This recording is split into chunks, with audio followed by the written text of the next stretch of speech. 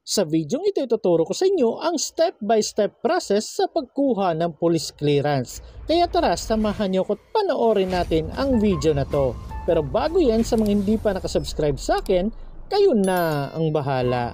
So para makuha na natin ang ating mga police clearance, sundan nyo lang ang step-by-step process na ito. So unang gagawin natin, kailangan nating mag-set ng appointment online. So kailangan nating pumunta sa mga search engine na ginagamit natin, kagaya sa akin Google Chrome, at pagkatapos i-type lang natin ang PNP clearance. At pagkatapos hanapin lang natin dito yung National Police Clearance System under ng pnpclearance.ph. So ito po yon. At pagkatapos makakapasok na tayo sa National Police Clearance System, so dito kailangan muna nating mag-register dahil wala pa tayong account. Pero kung may account na kayo, mag-login na lang kayo.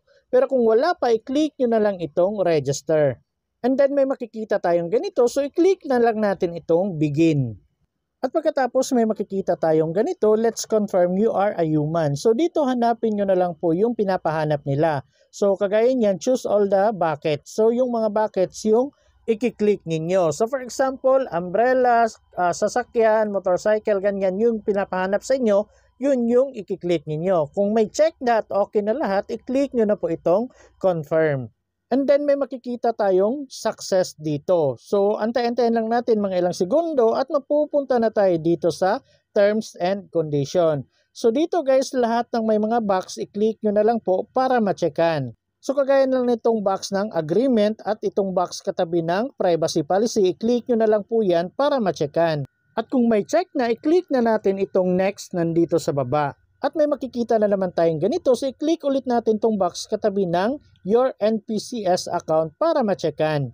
At pagkatapos kung may check na, scroll down lang natin at dito sa baba may makikita tayong next, i-click lang natin. At pagkatapos i-click ulit natin itong box katabi ng forfeiture of payments para ma-checkan. At pagkatapos scroll down lang natin at i-click ulit natin itong box katabi ng clearance printout dito para ma-checkan.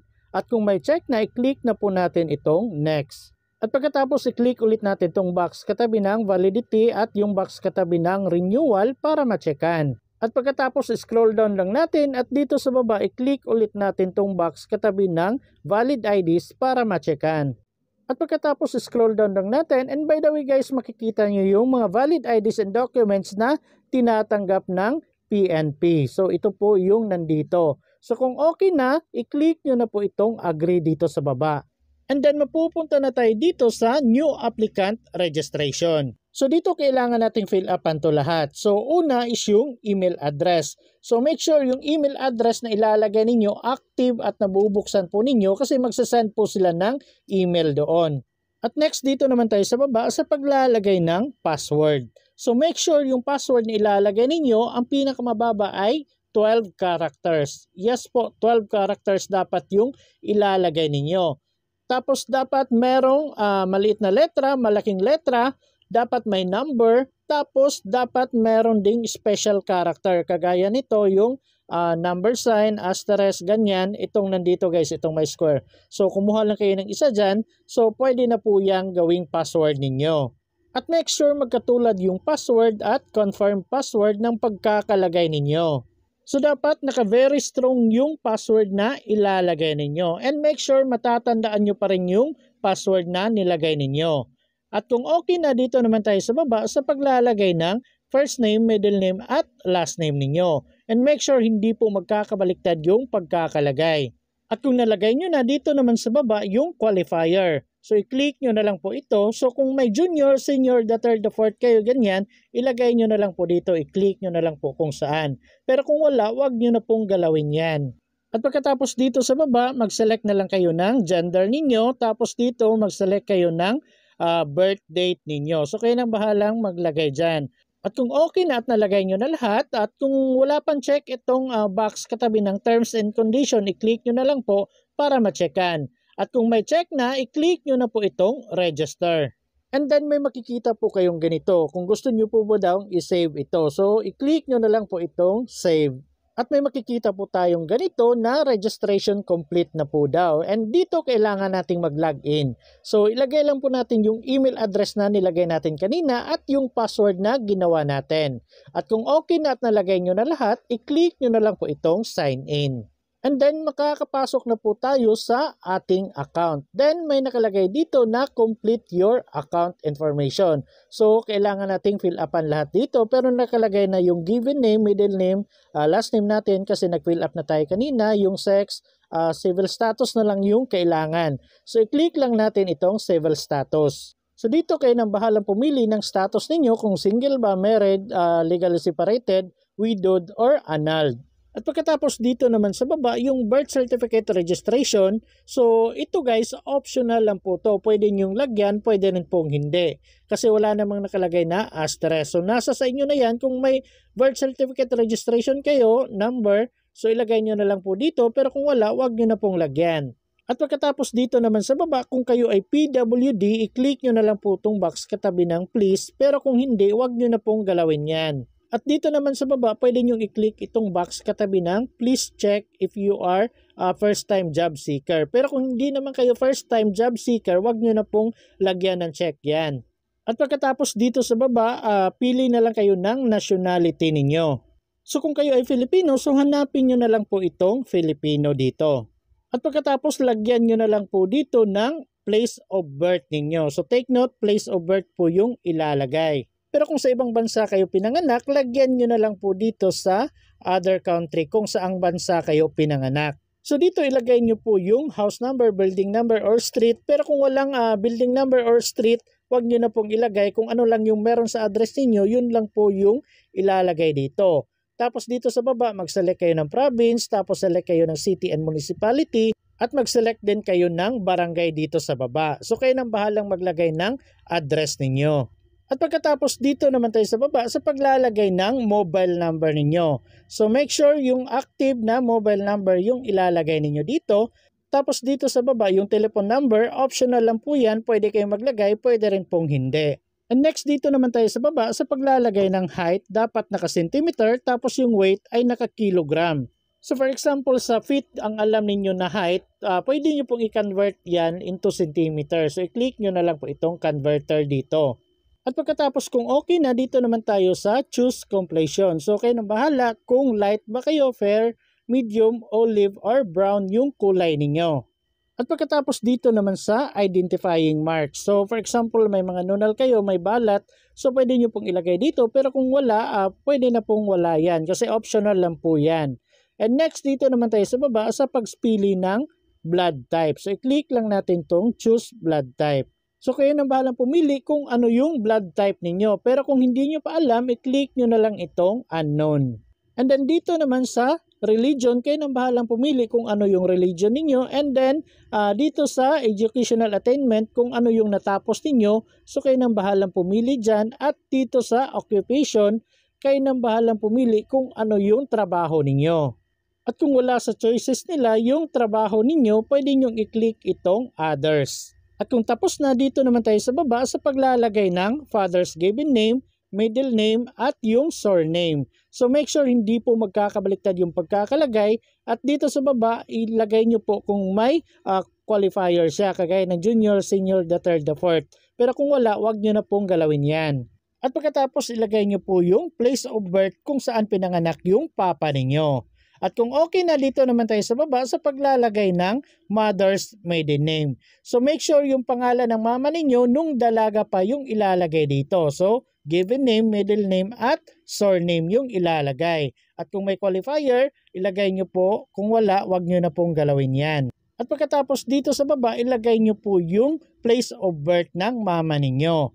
And kung sa ibang country naman siya pinanganak, ilagay nyo na lang po dito. At pagkatapos dito sa baba, kung may asawa kayo, ilagay nyo po dito yung given name, middle name, at last name. Pero kung wala, wag nyo na pong galawin yan kung single pa kayo.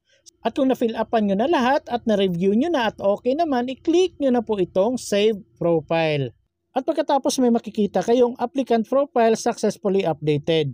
So dito makikita nyo na po yung pangalan ninyo, yung email address, yung birthday ninyo, yung sex at yung address. At dahil sa gusto nating magpaset ng appointment, so i-click lang natin itong clearance application. So ito po yun.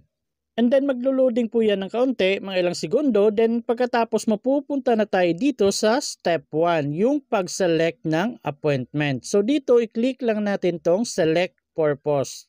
So depende na po yan sa inyo kung ano po yung purpose ng pagkuha ninyo ng police clearance, kung general ba or LTO-PF application or social application. So nasa sa inyo na po yan, pero sa akin general yung kinuha ko. Pagkatapos dito naman tayo sa baba sa pag-select ng police station kung saan kayo pinakamalapit at gusto niyong kumuha ng police clearance. So bali hanapin nyo na lang po dyan kung saang police station kayo pinakamalapit, or kung hindi nyo talaga mahanap, pwede nyo namang i-type na lang dito sa taas. At pagkatapos kung nakapili na kayo, dito na tayo sa baba sa pag-select ng petsa kung kailan kayo gustong pumunta doon. So dito hanapin nyo na lang po kung anong date kayo available at makakapunta kayo doon. So pwede kayong pumili dito kung EM ba or PM kayo pupunta. Nasa sa inyo na po yan. And by the way guys, sa mga nagtatanong paano daw kung hindi sila nakapunta sa date na pina-schedule nila. So pwede pa kayong mag-extend guys hanggang 15 days. So mag-expire po yung appointment ninyo hanggang 15 days. Kung hindi kayo nakapunta kinabukasan or sa petsa na itinakda ninyo, pwede pa kayong bumalik after 15 days.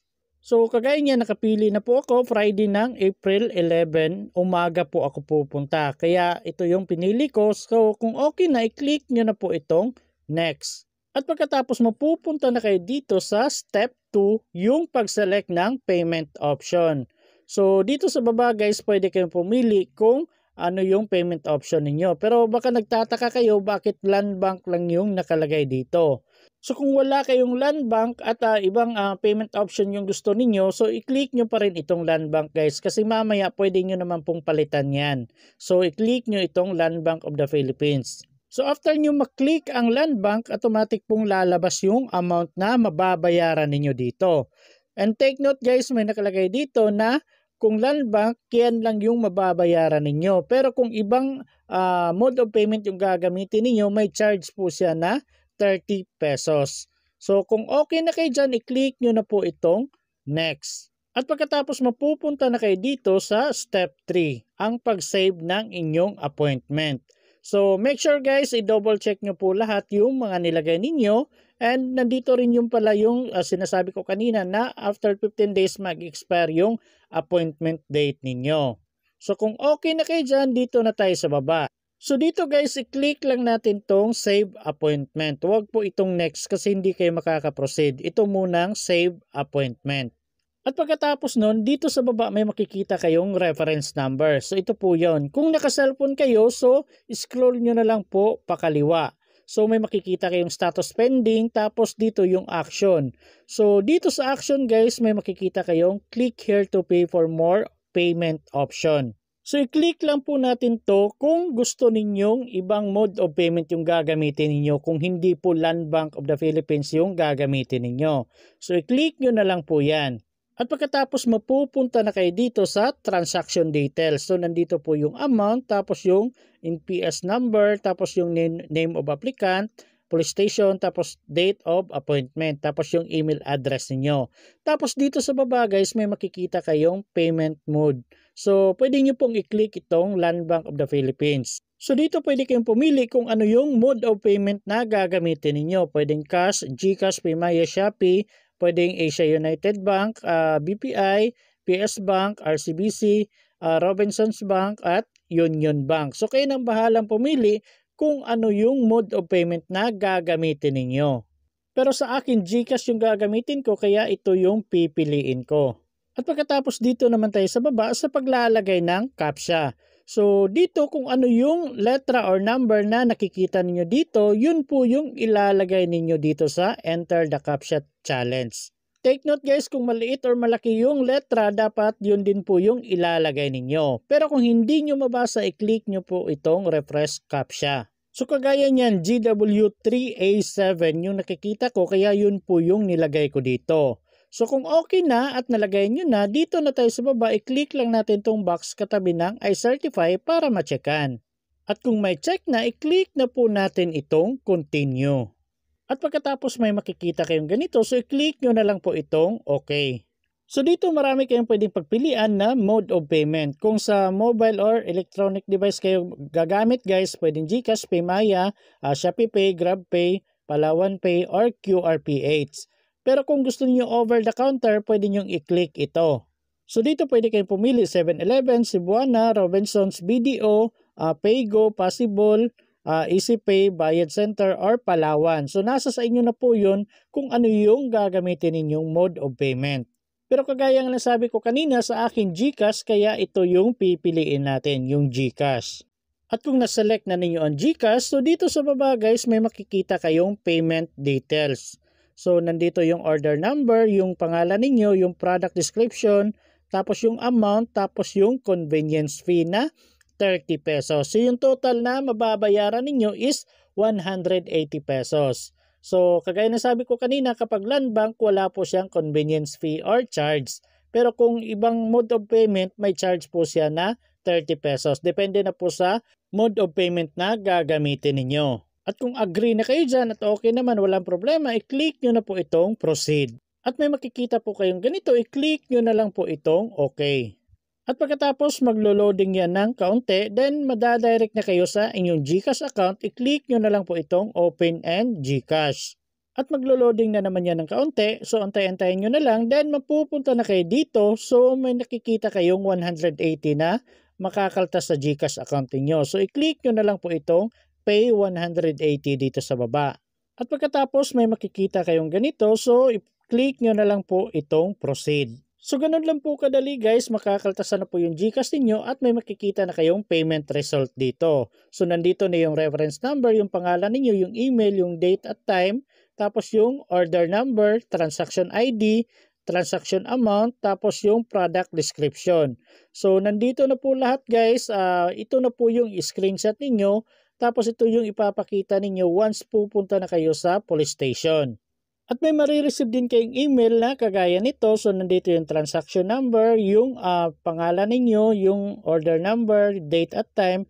So ganun pa rin, pwede nyo pa rin ipakita ito once napunta kayo doon sa police station. So for example guys, wala kayong email na na-receive at wala din kayong nakita na payment result, wala kayong ganun. So pwede nyo namang i-click dito sa profile niyo sa police clearance. So i-click nyo na lang itong transaction.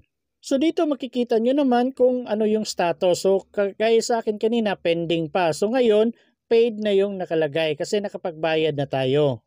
So kung nakapagbayad na kayo, pwede na kayong pumunta sa police station sa scheduled date and time na sinelect ninyo. Dalhin nyo na lang po yung valid ID na meron kayo or documents na meron kayo. Tapos pagpunta ninyo doon, pwede kayong magpa-print nung resibo. Pero based sa aking experience guys, hindi na ako nagpa-print kasi sabi nila nandoon na daw sa record. So binigay ko na lang po yung valid ID ko. Then pagkatapos nag-antay lang ako ng ilang minuto, tapos tinawag ulit yung pangalan ko. So doon na nila ako kinunan ng litrato, biometrics at yung perma. Pagkatapos noon, pinaupo ako, mga ilang minuto lang, tinawag na ulit yung pangalan ko, tapos binigay na yung police clearance sa akin. So ito po yung police clearance na nakuha ko. So bali 2 kopya, tapos dito sa gilid may nakalagay na no record. Tapos nandito na yung pangalan ninyo, yung perma, yung biometrics, tapos yung picture ninyo. So ganun lang kadali yan pagkuha ng police clearance guys. Basta on time lang kayo pagpunta sa inyong appointment time and date.